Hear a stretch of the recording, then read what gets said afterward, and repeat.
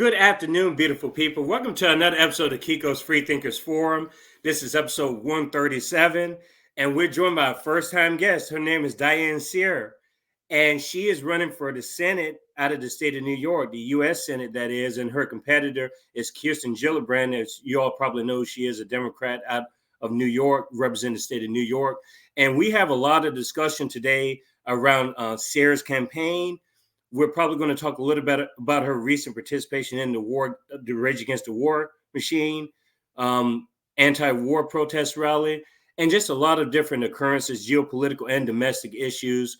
But we want to welcome this LaRouche candidate, independent running out of the state of New York for the U.S. Senate, Diane Sare. Welcome to the show, and thanks for accepting our invitation. Well, thanks very much for having me. I'm glad to be with you. Thank you so much. And I had to kind of get this out of the way because the one thing that kind of attracted me to not only your wonderful website and also beautiful people, I'm going to link all of Diane's information in the episode description. And we can talk towards the end as far as how you can contact Diane in case you have a question or a comment. But she has her own newspaper for this particular campaign. It's called The New Federalist. And so if you want to follow her campaign and just some of her positions, policies, a lot of things are there on her website, her Sare for Senate website. And I'm pretty sure we're going to discuss some of that. But I wanted to get this out of the way, LaRouche. I had to do some research just to find this out. I saw independent next to your name when I went to Ballotpedia. And I was like, okay, she's running against Kirsten Gillibrand. We all know the Democrat. I was like, but what is LaRouche? Like, what's that next to her name? And so I want you to kind of explain that to my audience who may not be familiar with LaRouche. Sure, and I'm glad that you had to go do some research, and I'm sure you went beyond Wikipedia, which is still full of all the old stupid slanders. And in fact, if you heard my speech at the Rage Against the War Machine rally, I went through it because he was really like the test case, and that's why Ramsey Clark took the case. To some background. So I grew up in Maine mostly, although we moved around. I was born in Vermont. My sister was born in Cleveland. My father came from a long line of Quakers. And while we were in Cleveland and he was doing his residency in medical school, he got drafted to go to Vietnam. Now, many people joined the Quaker religion to avoid being drafted. My father went, but in a medical capacity, to Vietnam, and our family ended up living for 3 years in Albuquerque, New Mexico. When he came back, he was at Sandia base doing some things there, and then ultimately came back to Maine, where both my mother's family and his family were from originally. So I, in this Quaker upbringing, in our friends' meeting, we were always doing things like sending food to people who were starving in Africa. And also my own experience as a child with the Vietnam War was, one, my father was gone. Two, my mother brought me to visit widows whose husbands had just been killed. And that was really horrible. And I have to say, as a child, I didn't understand it. I wasn't very compassionate, as you can imagine, a 3-year-old not understanding death, really.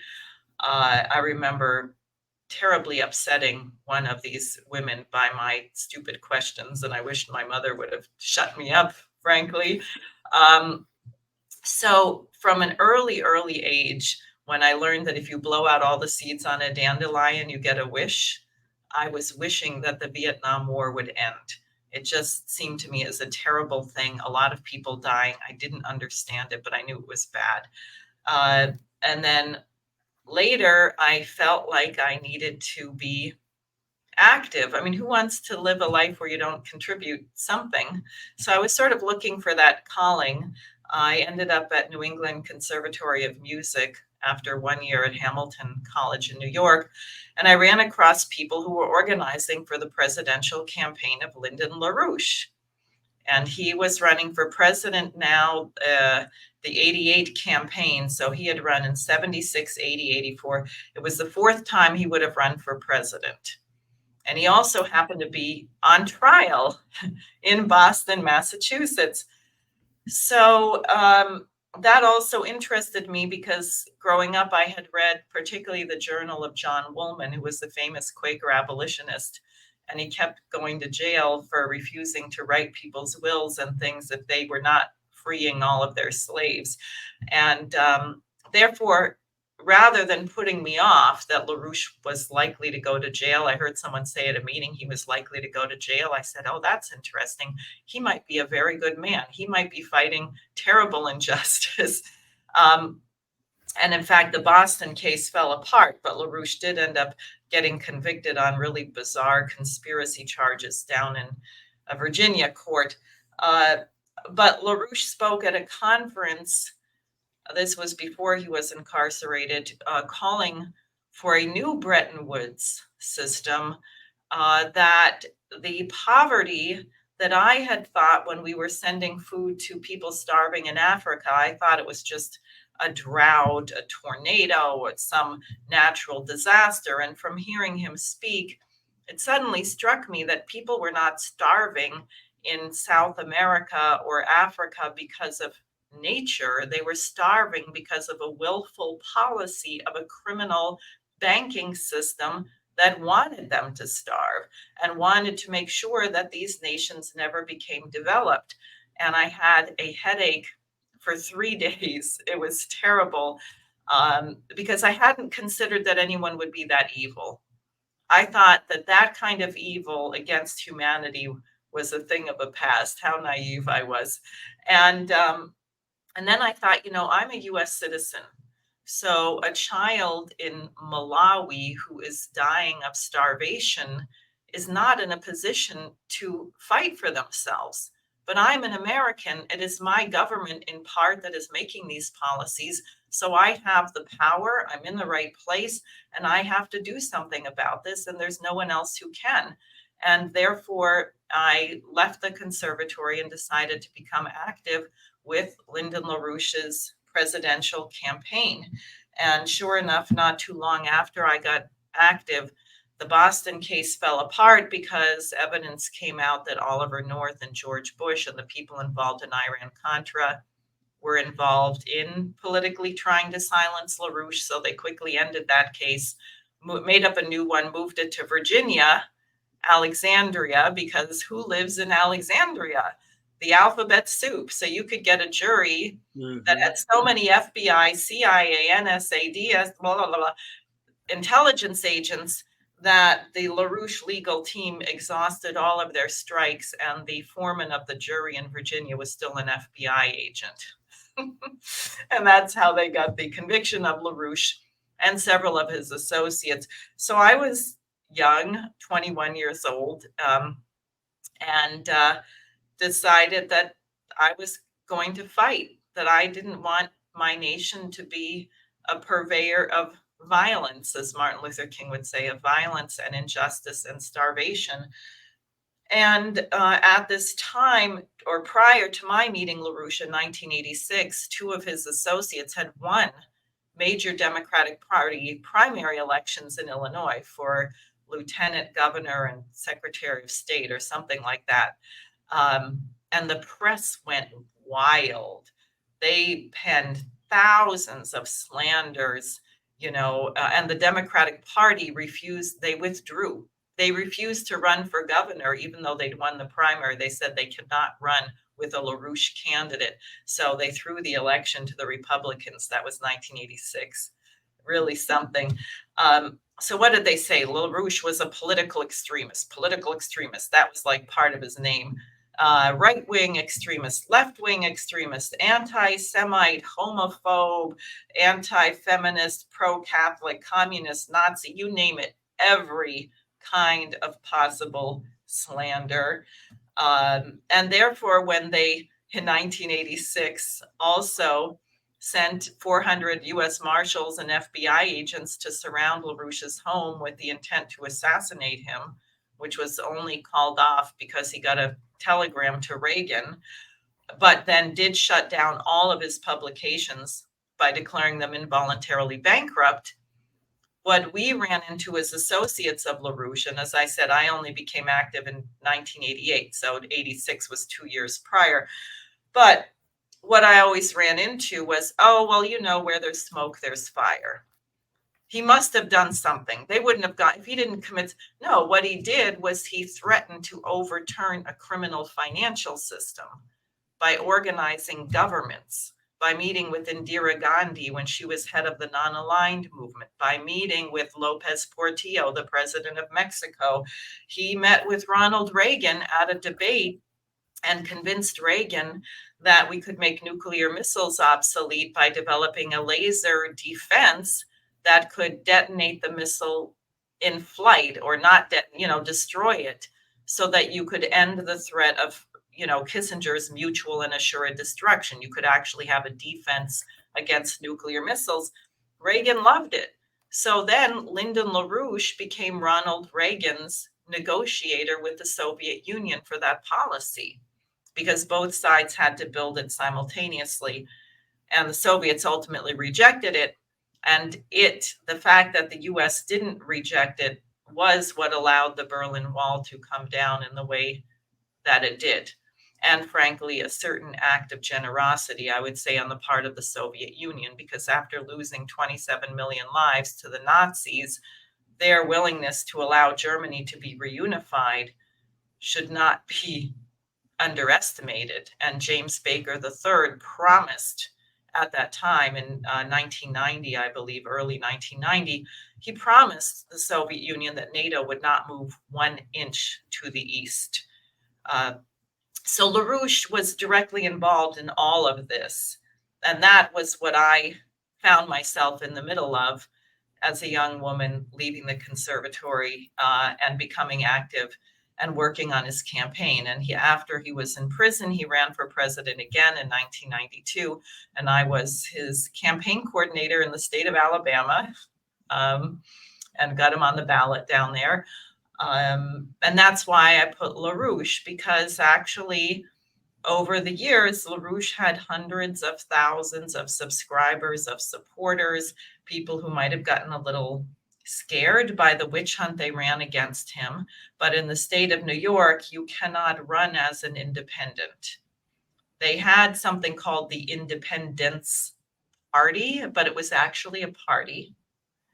And I am registered unaffiliated. I'm not affiliated with any party, but the law in New York, to tell you how crazy the place is, they just passed it last year. You are not allowed to name yourself independent, American, Empire State, these are words you're not allowed to use on the New York ballot.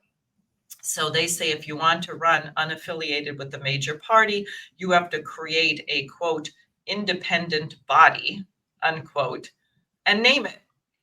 So I said, well, I'll name it LaRouche, because LaRouche had a following. He's known. If people know his policies, they will know what I stand for. And I thought it was efficient. And to tell you the truth, I would like to clear up his name. I think Americans are suffering terribly. It's like when the music of Johann Sebastian Bach was suppressed for so many years. Mozart had to go to a secret salon with Baron von Swieten to hear the music of Bach. Imagine that. So you have a genius who's laid the groundwork, and the geniuses who come after don't have the benefit of knowing what that person discovered. And I feel like Americans have been robbed, because LaRouche was an unbelievable genius. He had mastered the works of Gottfried Wilhelm Leibniz by the time he was 14 years old. And I know that because I met a classmate of his actually in New Hampshire when I was campaigning in New Hampshire. And they said, oh, LaRouche, I used to sit next to him in school. He was such a pain in the rear end. He was always correcting the teachers. And yeah, he was that way, very outspoken, because he knew what he knew. He had done the work. And he was a prolific writer. And this is why Ramsey Clark, the former Attorney General of the United States, after they put LaRouche in prison, Ramsey Clark took the case. He came to us and said, I will take this case on the appeal, because I have never in my entire legal career seen such a long-standing case of collusion between the news media, the Department of Justice, the law enforcement agencies to lay low, was the word he used, one person who is a book person. That's what Ramsey Clark called us, the book people. He said, you have written articles. He said, I may or may not agree with what you've written, but you have thought through every single corner of the globe and made a proposal for how to get out of poverty, how to green the desert, how to stop war. And these ideas have a right to be heard. And if they can do this to LaRouche, who has run for president by the time, I guess that was during his fourth presidential campaign with millions of, supporters around the country, if they can do that to this man, Ramsey Clark said, no one will be safe. And so look where we are. 330 million Americans, and we can't find a truly qualified genius to run for president. I was just going to say some of the stuff you were describing with regards to Lyndon LaRouche. I'm assuming that he probably would have gone through the COINTELPRO, just the witch hunt, pretty much, you said it, the labeling. I've asked people that have come on this show before.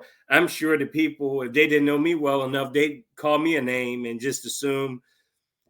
It's so strange that when you're in tune with the world and you focus on the rest of the world and not just this one country called the United States, you get all these accusations against you. Like, why are you so interested in what's happening over there? And I'm saying to myself, is that a question? Why are we worried about what's happening there? The whole globe is connected. There's not just one country running the world. It's absolutely, but that's a common type of mindset that you still encounter in 2024. People will, and the people that are the most politically invested, unfortunately, are the people who are blind spotted when it comes to geopolitics. That's the one blind spot. They can be so well versed in everything. I have this plan when it comes to combating poverty and healthcare or whatever. But when we talk about foreign policy or geopolitics, there's no sort of, oh, I don't have an opinion about it. Right. Yeah. And I don't get that at all. But and that's kind of where we've been stuck in this. And that's where the labels, I kind of avoid them because the labels have become almost useless at this point. They're only meant to kind of damage people's reputations and stuff.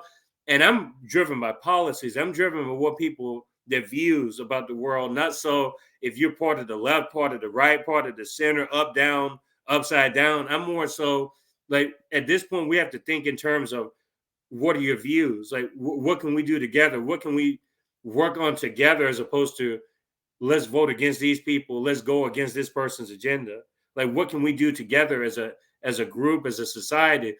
Because the fact that we're in the situation where we're in multiple genocides around the world, multiple wars, multiple financial collapses, basically, it seems like there's just a cycle. It's almost like they're preparing us every second.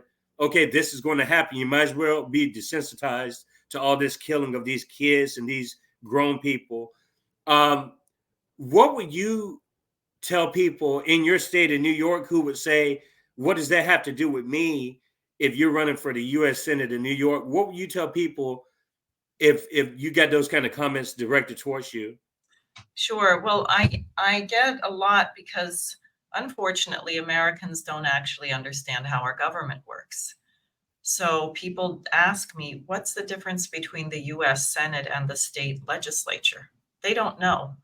They ask me where I stand on bail reform.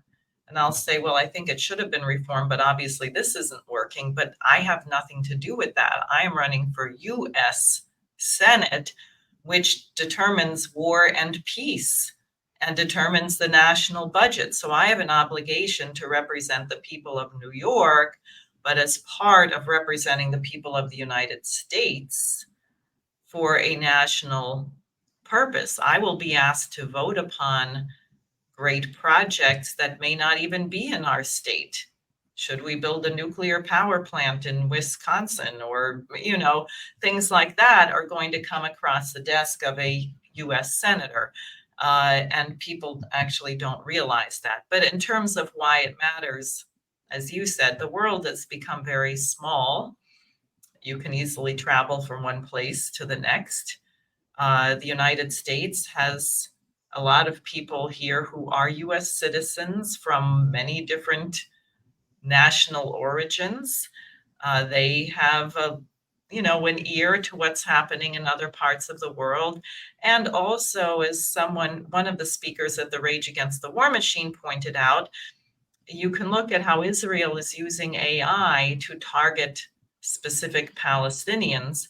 I remember being particularly struck by the poet Al Arir, I believe his name was, he was a poet, a professor of literature and poetry, and very eloquent man. I watched some of his classes, an expert on Shakespeare. Well, he got a note on his smartphone that Israel was going to kill him. And so he said, I was at a refugee camp. I didn't want to bring the harm upon everyone else. So I left there and went to his sister's.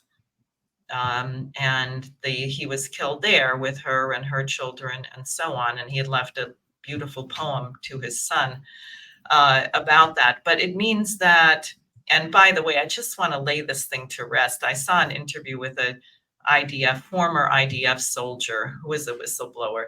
And the interviewer was asking him, I think it might have been Kim Iverson, well, people say the Israeli army is the most humanitarian army. I mean, who else drops leaflets on people warning them where they're about to be bombed? And he said, yeah, no other army bombs hospitals and apartment buildings.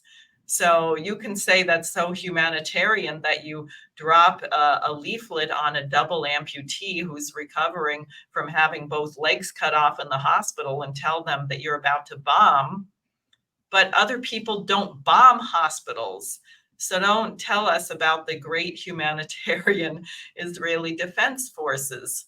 These are civilian targets. These are acts of war. These are war crimes being committed right now. 100%. And I was reading through your publication, The New Republic, I think is The New Federalist is what it's called. And I saw where you were talking about a New York Belt and Road. Could you explain that to my audience? That's interesting. And I'm sure I know where you got that from. Like I follow this stuff a lot, but just for my audience to kind of be in the know. Sure. Well, I'll tell you, it has an interesting history because actually when LaRouche, the Berlin Wall, which LaRouche had a great deal to do with the fact that it came down, but they made sure he was in prison when it came down. His wife, who is German, said, well, this creates a great opportunity because we can now open up east-west corridors of transportation, and the industrial might, at that time it still existed, of Germany, of France, can help to lift all of these formerly communist countries into a modern, full set, productive. We can raise the standard of living dramatically. It gives mankind a chance to lift millions of people out of poverty. And of course, Margaret Thatcher and George Bush said, no way, let's blow up Iraq, let's blow up Yugoslavia. They stopped all that. They assassinated Alfred Herrhausen, the head of Deutsche Bank, who was sympathetic to this.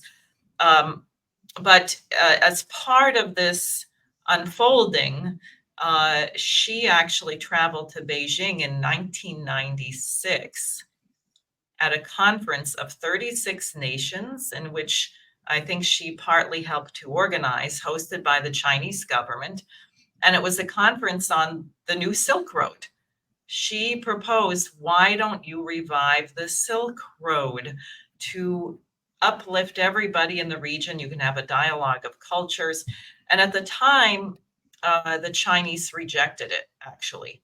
They made a mistake. They thought they were going to benefit from working with Bush, having the free trade zones, having all the slave labor companies on the coastline. And didn't work, because that never works. And it was only much later. It was very interesting because the Chinese diplomats actually were not much interested in being in touch with us either when they were under that delusion that they had to deal with the Bush administration. As you can imagine, that didn't last that long because it didn't work. And when Xi Jinping came in and announced the Belt and Road Initiative in 2013 in Kazakhstan, that was very much this proposal, the Belt and Road, one belt, one road. And I think there's about 165 out of 195 nations involved in this, building major infrastructure projects.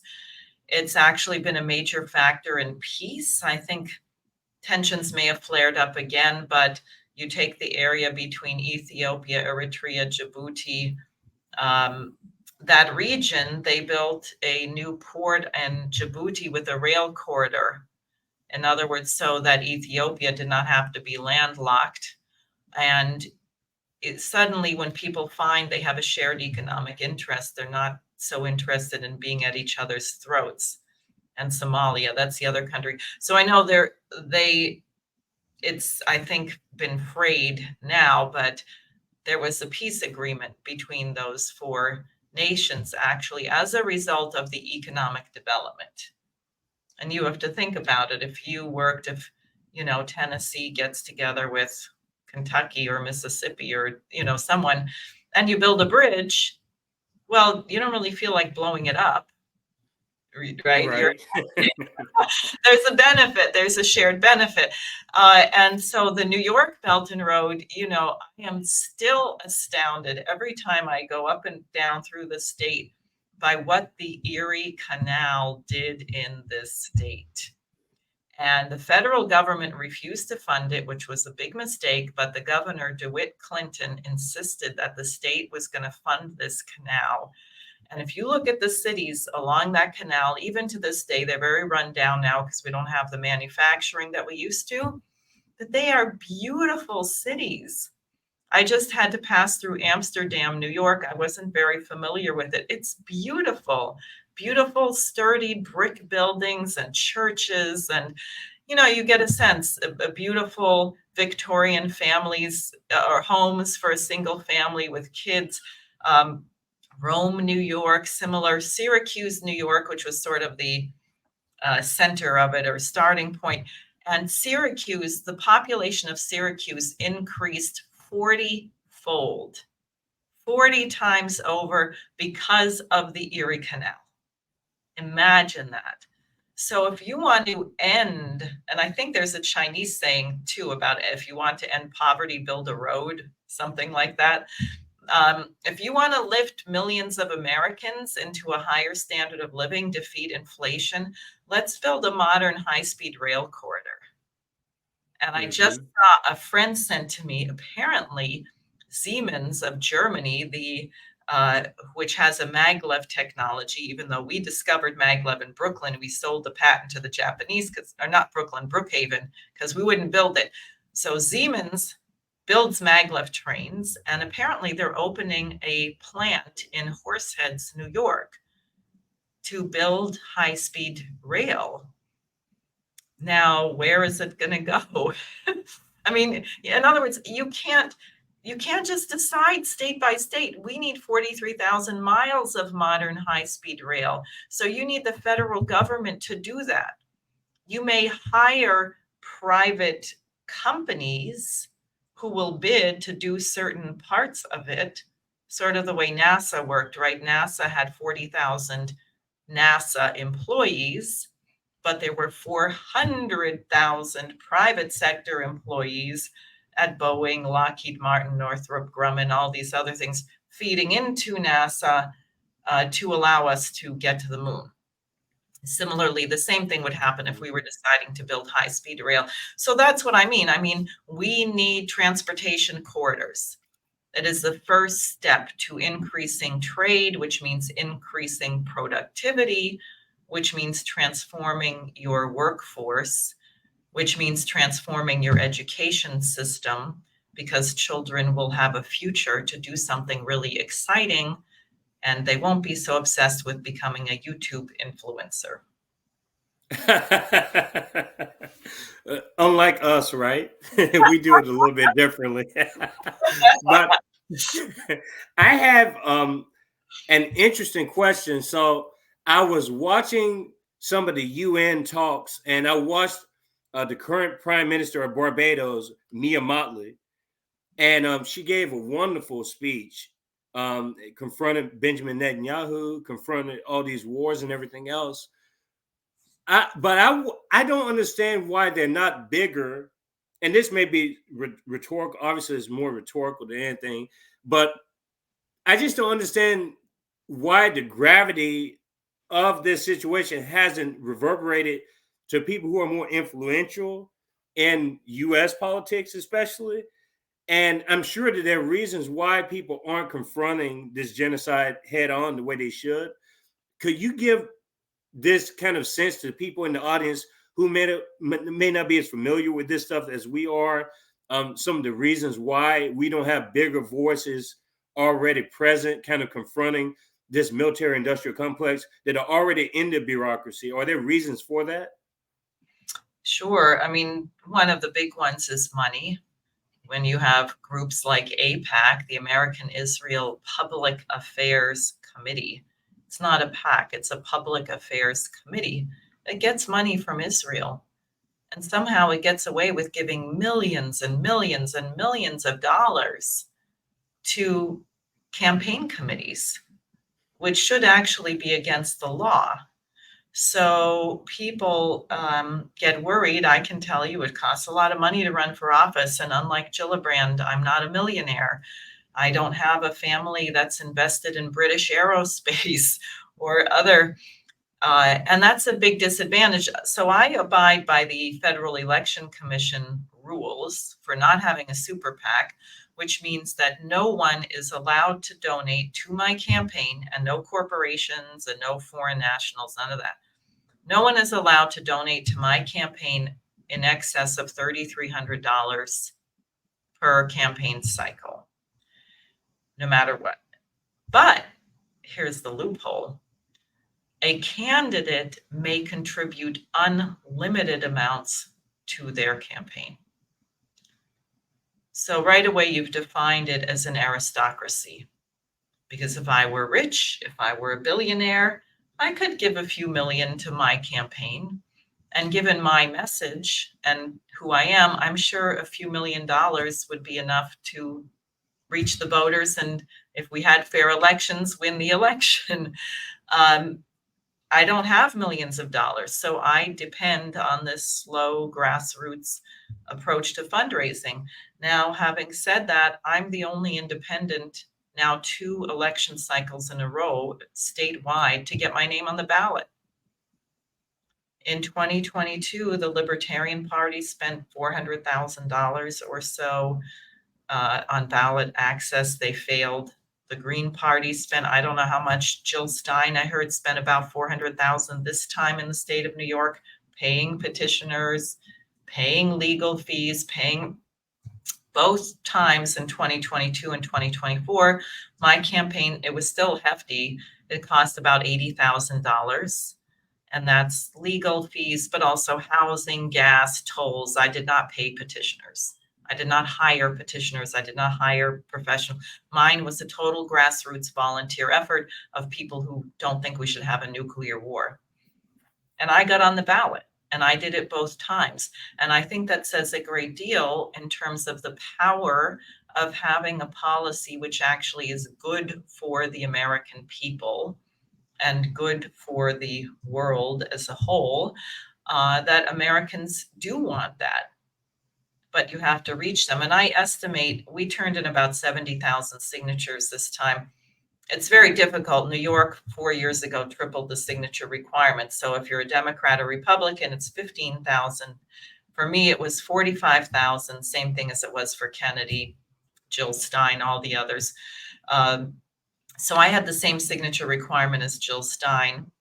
I got on the ballot.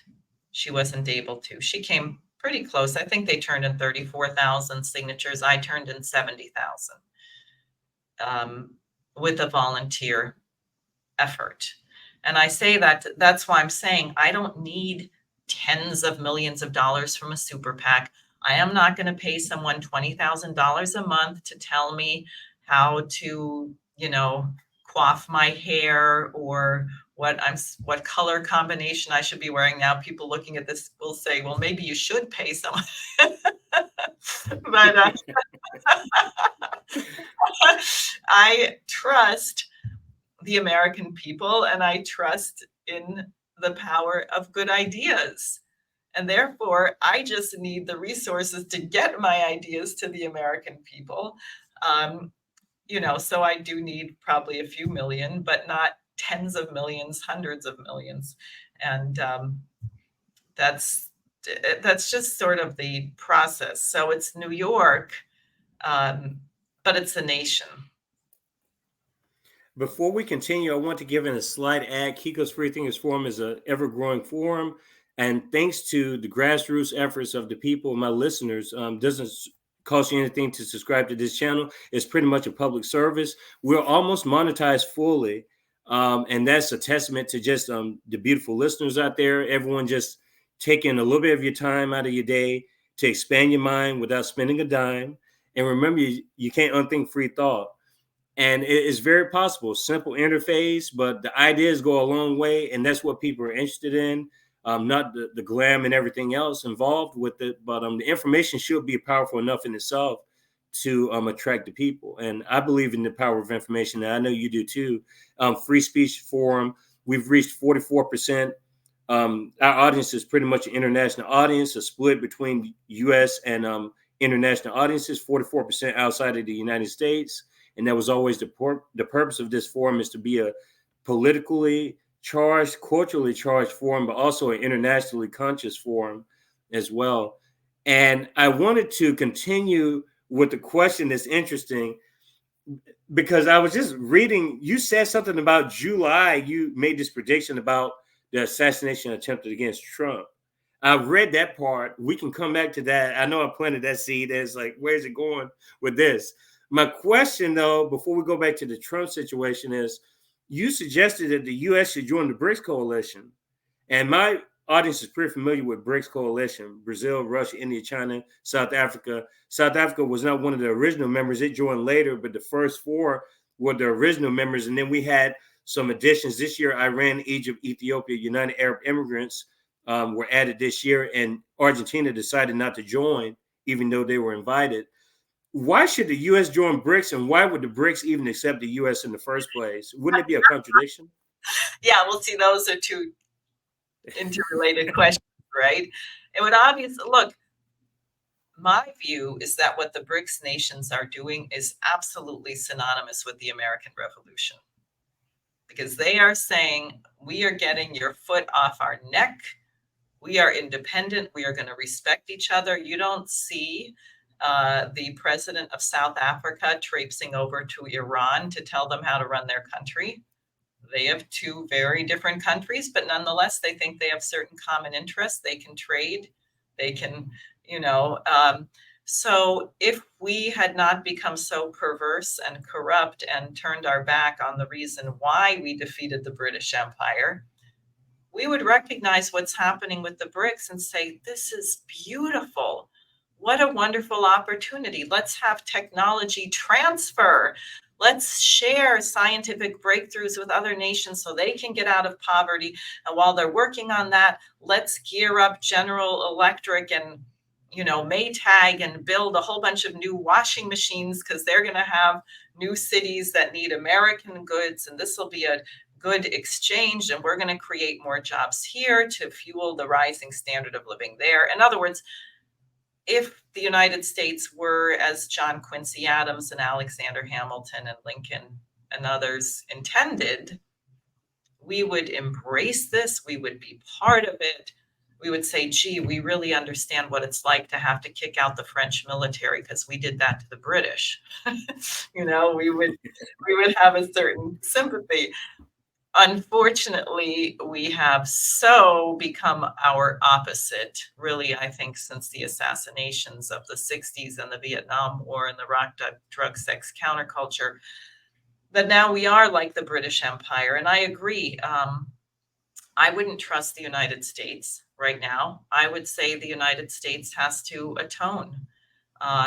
Maybe release all the files on the Kennedy assassination, drop all the charges against Julian Assange, do some things that indicate that our nation, exonerate the greatest American genius, Lyndon LaRouche, clear his name, do some things that indicate that our nation, that our leaders recognize that we took a very bad turn and we're going to reverse it, lift a bunch of sanctions around the world where we're trying to starve people into overthrowing their governments, that kind of thing.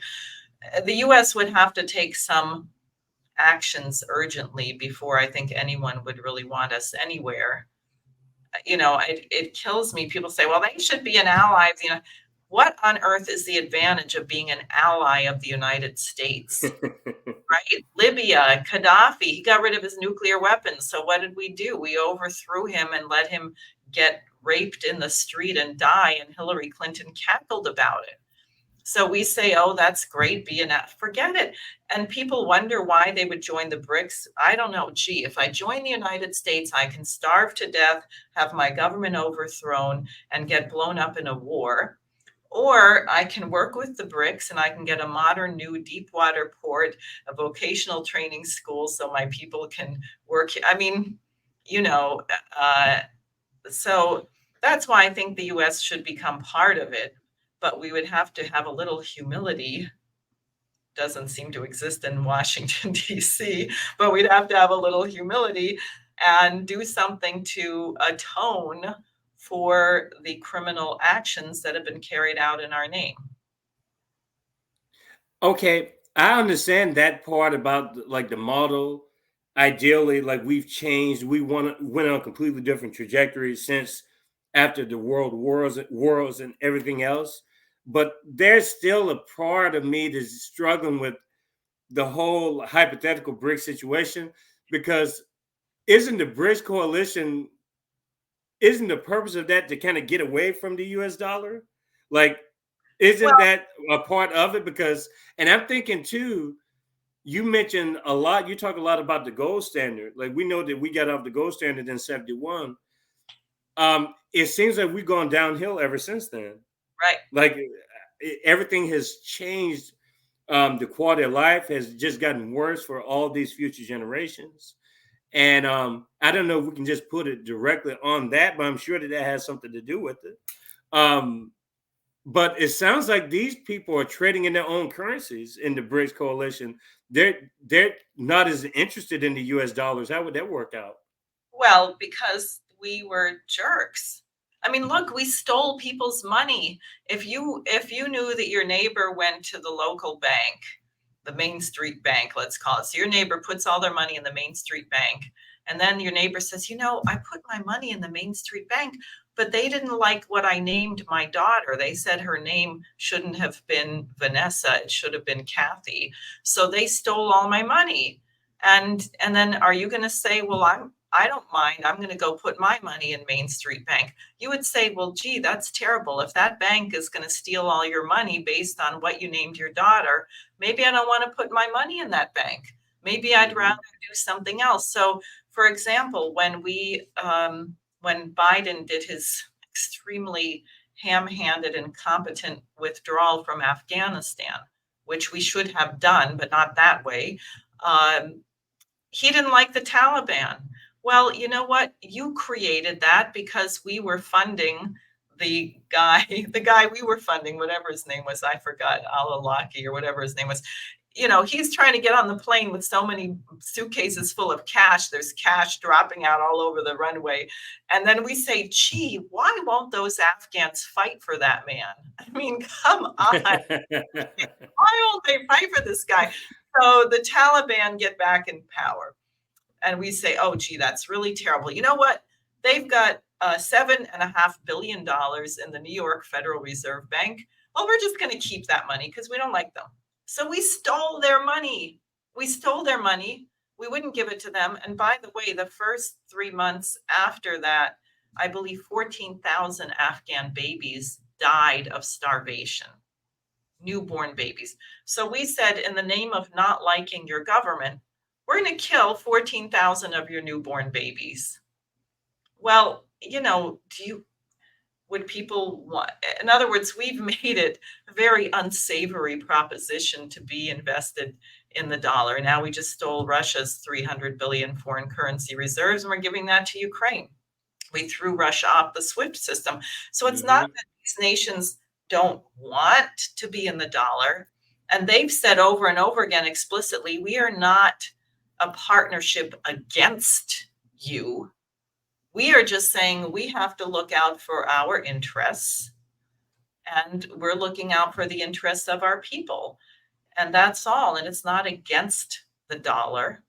It is, they're for their own sovereignty and their own right to develop. And we pushed them into it, frankly.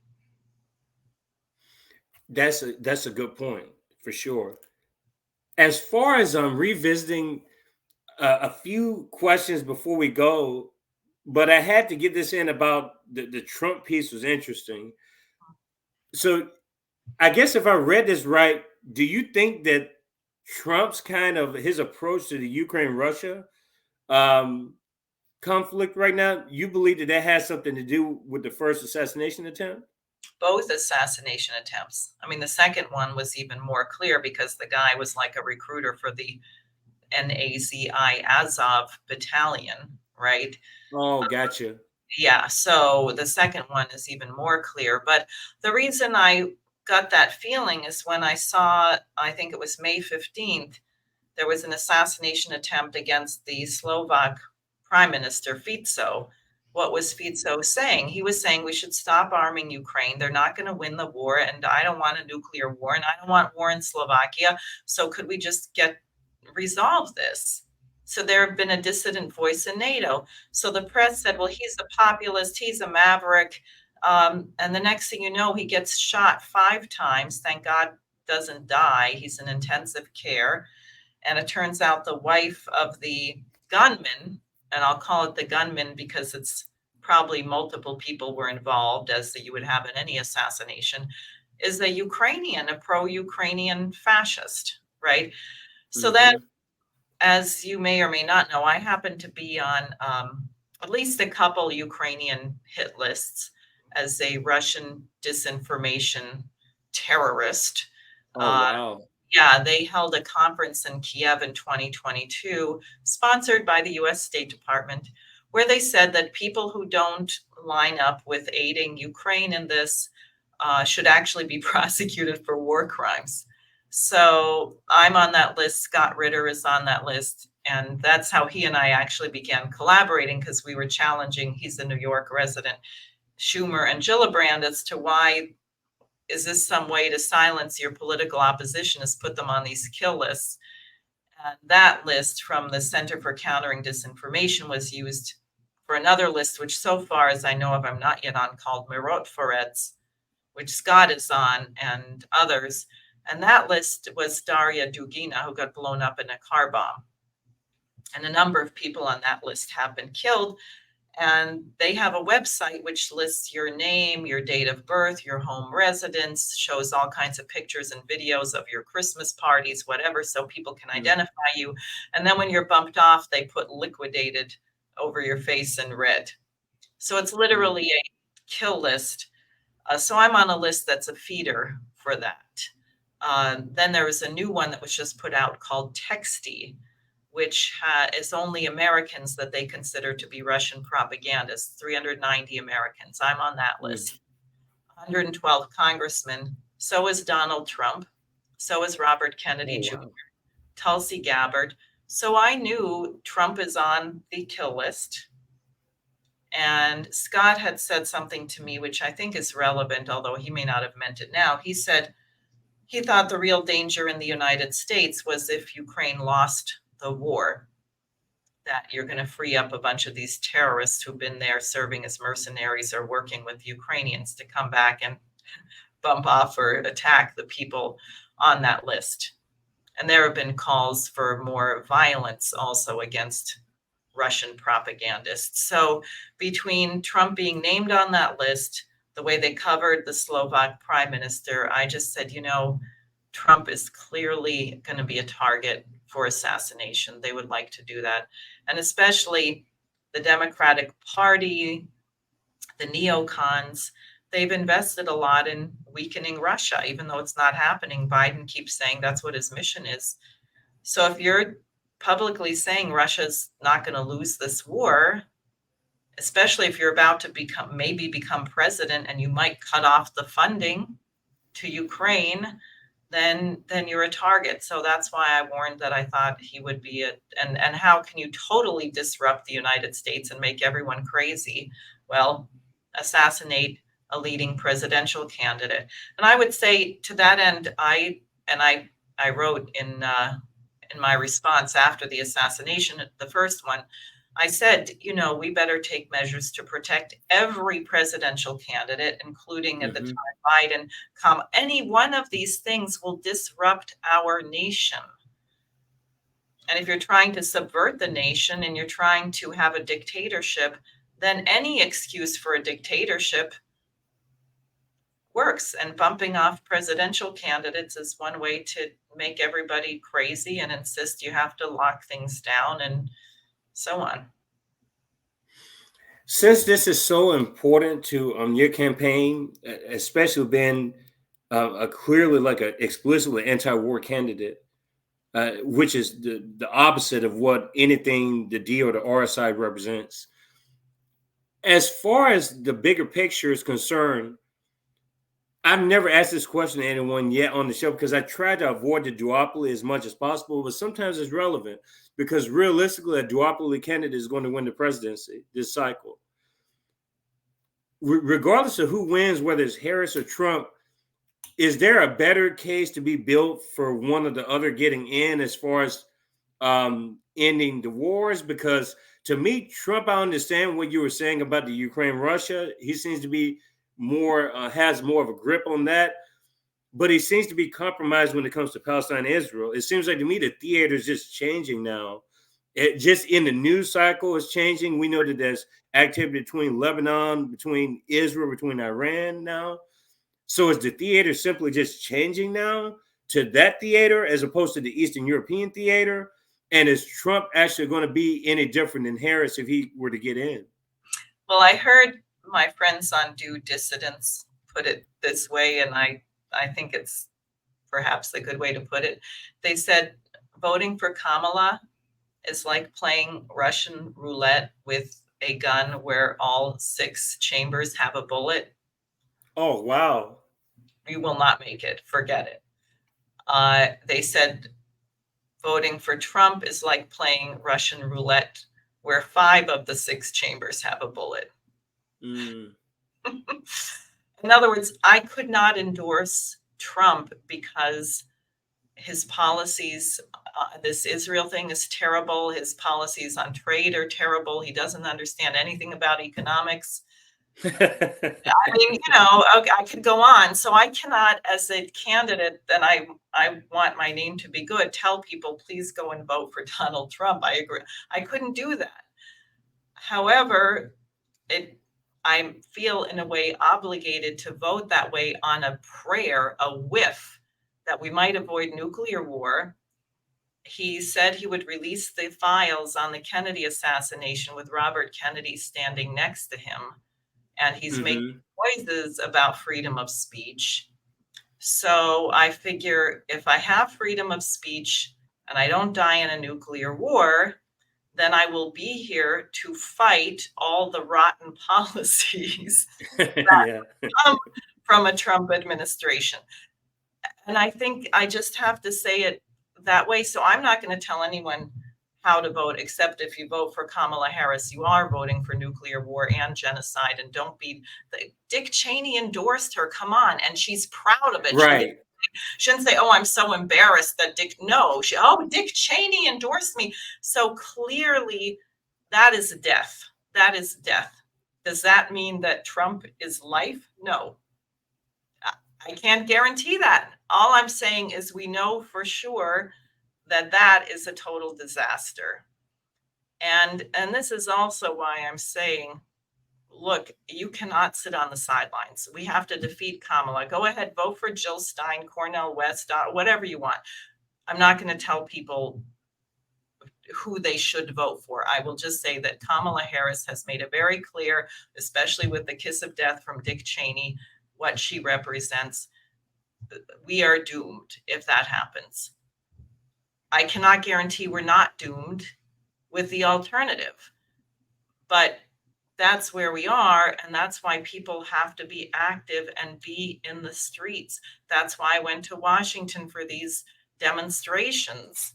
And I know Jimmy Dore apparently took a lot of grief because he spoke on the 29th at that Kennedy Trump thing, but he used his speech to denounce Israel for committing genocide.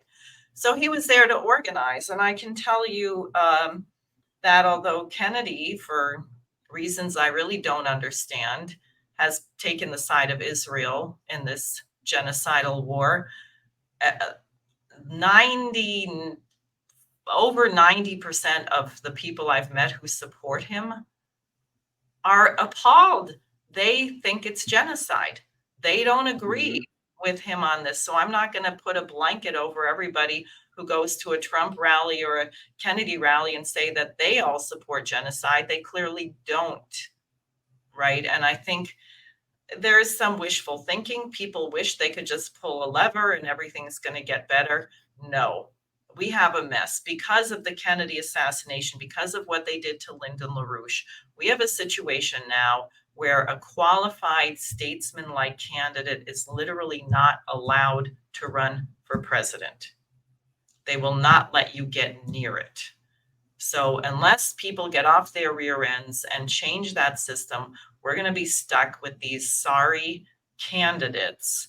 And we are going to have to make sure that every one of their aides, that you're calling the White House comment line, that you're out in the streets, that you're going to your congressman's office, we're going to have to be in their face, be known, and create enough of a groundswell and an uproar, have enough squeaky wheels that they become more afraid of us than they are of their corporate sponsors or whoever has the dirty picture of them doing something they shouldn't have been, or whatever it is that they're afraid of, right? We have to become more powerful than that.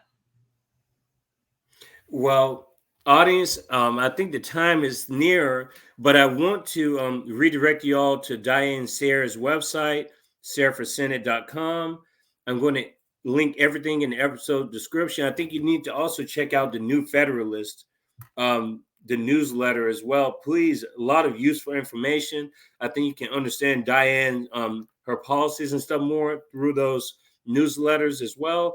And I guess my final question for you would be, in case a viewer or an audience member had a question for you directly, what would be the fastest way or the most efficient way to get in touch with you?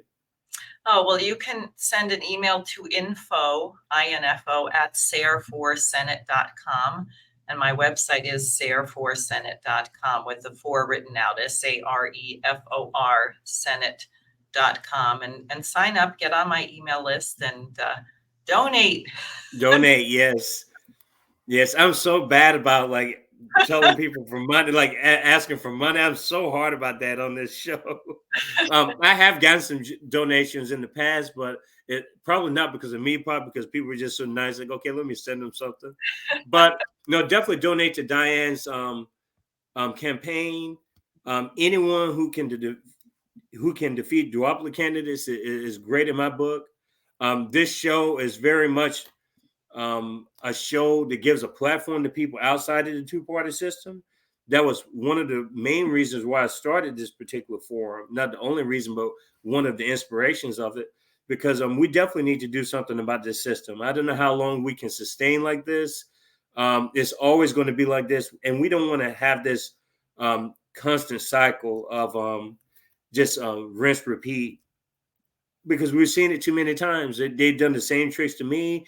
They've done the same tricks to Diane's generation, and they're going to continue to do this if we don't do something about it.